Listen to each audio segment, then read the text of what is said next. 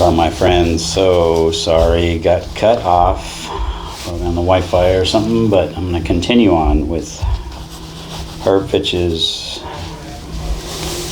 talk from the World Transformation. Go on here. I was just discussing how that we get caught up in that dream world of believing that it's real, and it's not. So let's continue with Herb here. A continuation of side 1. And Moses couldn't say it, but he was telling us that people, material forms, animal forms, the forms of nature, all so-called objective forms of matter, are graven images. Eve was born as a graven image in the world mind and appeared separate and apart from Adam, because this is a universal process. It isn't something that you are doing because you want to do it. We are actually imprisoned in this world process. Now, when Moses alerts us to it, we must see that Jesus has picked up the thread completely. And Jesus has not only obeyed that commandment and all the others, but has taken us a step further. Moses was implying.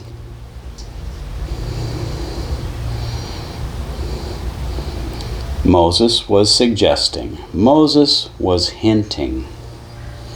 Jesus said to Nicodemus, "Ye must be reborn." Why? Well, I can't tell it to you, but you're a graven image. And at the end of the Gospels, you find who was present with Joseph of Arimathea picking up the body of Jesus. Nobody but Nicodemus. And that is a sign that Nicodemus had accepted the teaching that he had to be reborn. He knew now that he was a graven image. And we must know that everything that our mind is doing is planting false patterns, which seems to be external, but which are completely subjective. And so the graven images of the Bible refer to your thought process, not to what you carve with your hands, but to the images that you carve in your mind. And the Master, through Moses, the Masters through Jesus, was teaching us that the world of man, the universe of man, and the inhabitants of that universe are made of a substance which is counterfeit. Every graven image is a duplicate of the original. In the printing process, you make a plate. In the engraving process, you make a plate and then you turn it upside down and you put the ink on it and you press it down and you print out copies. The world mind prints copies of the original divine image.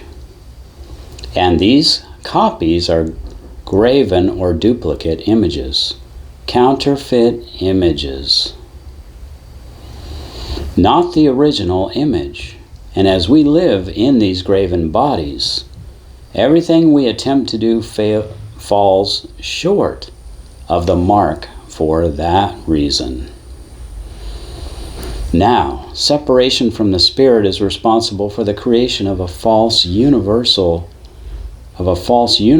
made out of graven images called human bodies. Animals, stars, water, everything you see, in fact. A graven image cannot even talk. You cannot hear sound that is real from a graven image. And so you must listen to the voice within, because the graven image cannot give you direct contact. And to pause on that a moment, we were discussing how, with some of you, how you get caught up in saying, well, what about this person? They were doing this to me. They were angry at me. They were doing this, doing that. We have to stay alert to the fact that that graven image of a person can't even talk. So it's our place to let the light shine through right there, to see the love of God right there, to see the child of God right there, not the image of Eve or Adam. It's not a person. So you are not only freeing yourself, but you're freeing the whole world a little bit by the idea that, that cannot, anything inappropriate cannot be acted out by a mortal being, which is a counterfeit of the real life. Cannot even talk. So when we're getting caught up in trying to fix a problem, or what about this and why this, we're in the dream. So we have to watch that very carefully. Watch, watch, watch. Work and pray. That there's only the I and thee, and thou and me. Now it continues, now this light of the Father is available for direct contact.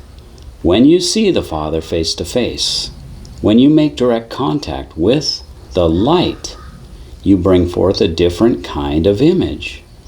Not a graven image, but a divine image, a spiritual image, instead of a sense, mind image. And we are given this great insight into the purpose of what we call human life. To step out of the belief that you exist in a graven image. To be ye transformed by the renewing, transformed through the soul itself. To be transformed through the soul itself. As long as you look out of a world through your sense mind, you are a prisoner in a universal process of making graven images. And you will take that form that the world mind has engraved into this world as you. No matter what you do with it, a graven image can never survive. But a divine image does. A divine image does survive. A graven image does not.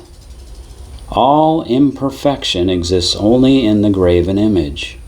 And when you read that the dead shall rise from their graves, the correct translation, if you want it, is the dead to Christ shall arise from their graven images. The graven image is the grave, which we call the body. And the Master rises from the tomb because he is not in a graven image. He is not a graven image. Lazarus rises from the tomb because he is not a graven image. The girl in the coma rises from the tomb because she is not in a graven image.